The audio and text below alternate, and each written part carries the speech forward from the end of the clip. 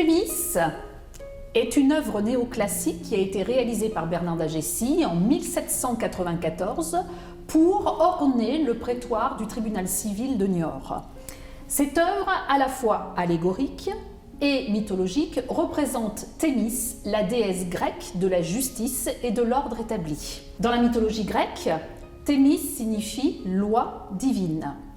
Cette œuvre est très importante. Pourquoi est-elle importante? Alors déjà, ne serait-ce que le personnage de Thémis, au premier plan, surélevé sur une estrade, on pourrait dire un entablement, sur une estrade qui la détache complètement justement de l'arrière-plan. Cette œuvre se veut être une représentation à la fois de la pureté et de la transparence de la justice républicaine.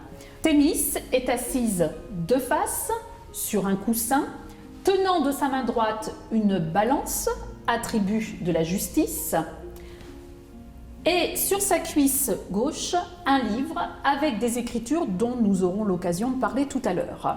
En bas à droite, l'équerre et le fil à plomb, signe de la droiture.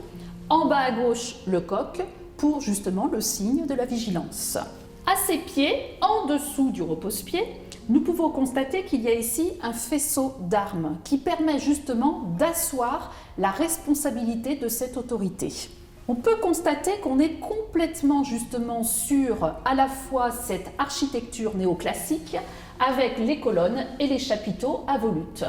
En arrière-plan également, une volonté d'aborder cette notion d'ouverture de la composition vers l'extérieur. Derrière le rideau à anneaux, nous pouvons constater que nous avons cette ouverture vers le ciel et les nuages.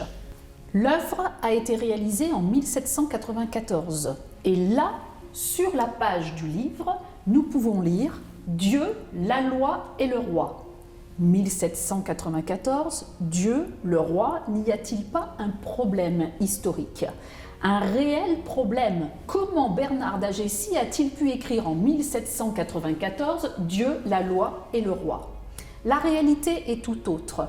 La restauration de l'œuvre en 1994 a permis de montrer qu'il s'agissait uniquement d'un repeint. L'écriture originale de Bernard d'Agessi mentionne « droit du citoyen, égalité en 6 de la République ». Cette petite phrase a donc été ajoutée au XIXe siècle, peut-être pour que tout naturellement l'œuvre arrive jusqu'à nous en ayant passé les différentes étapes de la République et de la monarchie française.